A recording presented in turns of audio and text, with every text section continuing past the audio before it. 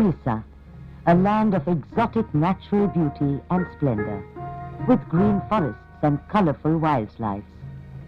Wildlife which is as varied as its forest. These species are from Bhitar Kanika, the wildlife sanctuary in Odisha.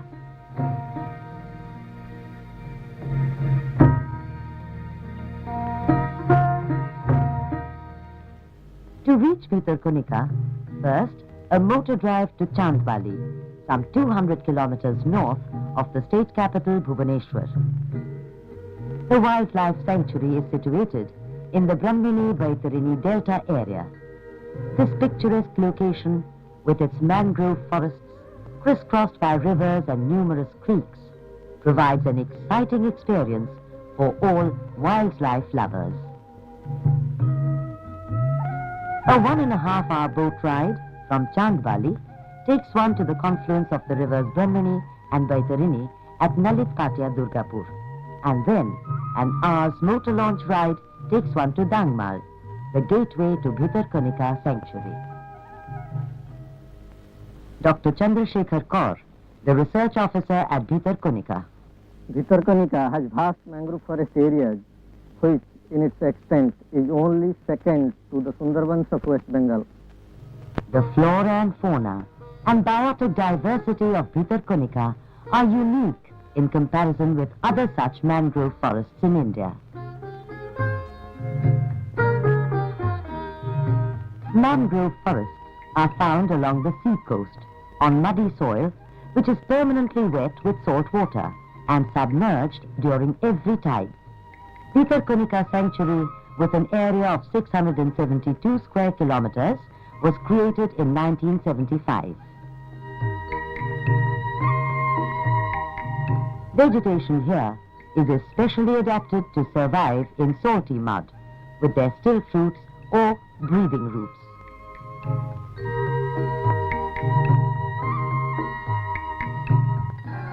The mangroves provide shelter and nourishing ground for all living aquatic creatures here.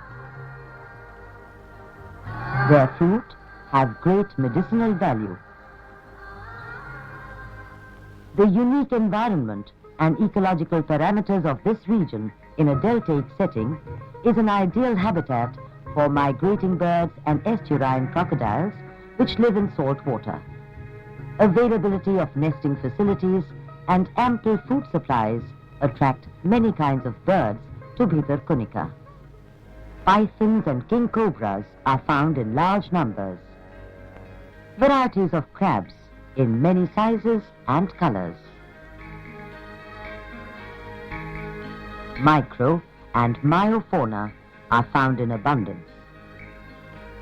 Spotted deer can be observed in these dense mangrove forests. The climate in Bhitar Kanika is tropical and humid. Life here depends on time and tide. One can enter Bhitar Kanika during high tide, since it is negotiable only by waterways. Observation posts in the forest provide a panoramic view of the vast mangrove forests with their unique flora and fauna.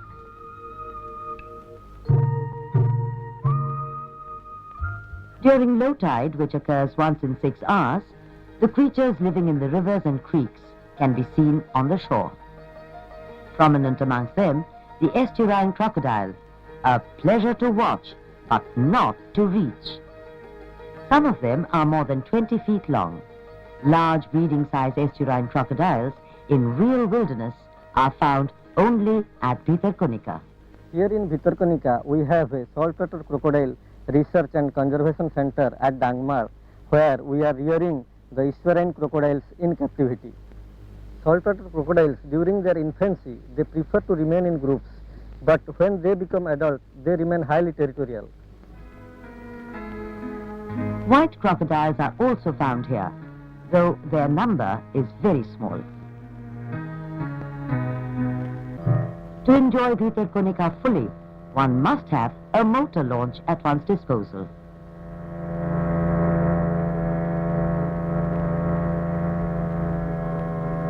Hitherto, Bhitar Kanika was unknown to the outside world. But now, as a wildlife sanctuary and a proposed national park, it attracts tourists from far and wide. Yet, we are cautious that the ecology of the area is not disturbed by promoting wildlife tourism. From Dangmar, another 2.5-hour ride by motor launch to reach the shores of Gahirmatha. Gahirmatha beach has a 35-kilometer-long coastline, which is considered to be the largest rookery for olive ridley sea turtles in the world.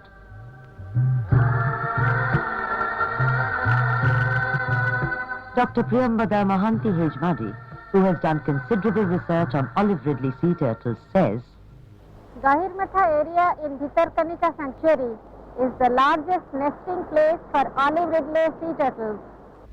Every year, during January to March, thousands of sea turtles flock to the beach to lay eggs during night time. They dig a flask-shaped nest and lay from 40 to 200 eggs each and cover up the nest and leave for the sea.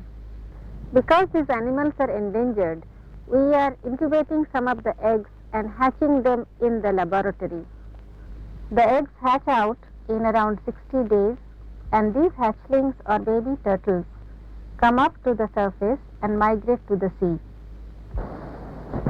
Once the baby turtles enter the sea, they never come back until 10 to 15 years, when they mature and come back to nest and lay eggs.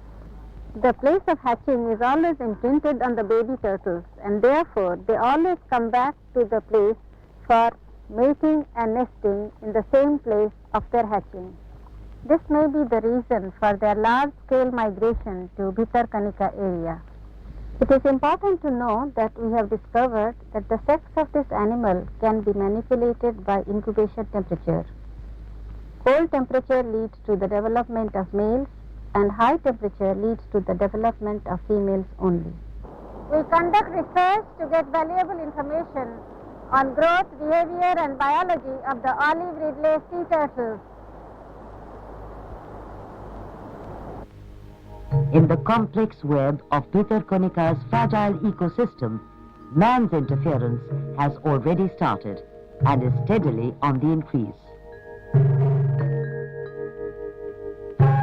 The Gahirmatha Marine Turtle Research and Conservation Centre was established by the government of Odisha in 1976. Here, research work is carried on round the year. Casuarina plantations and mangrove forests exist side by side on the beach, providing ample food and shelter for miniature organisms, which in turn become food for the turtles.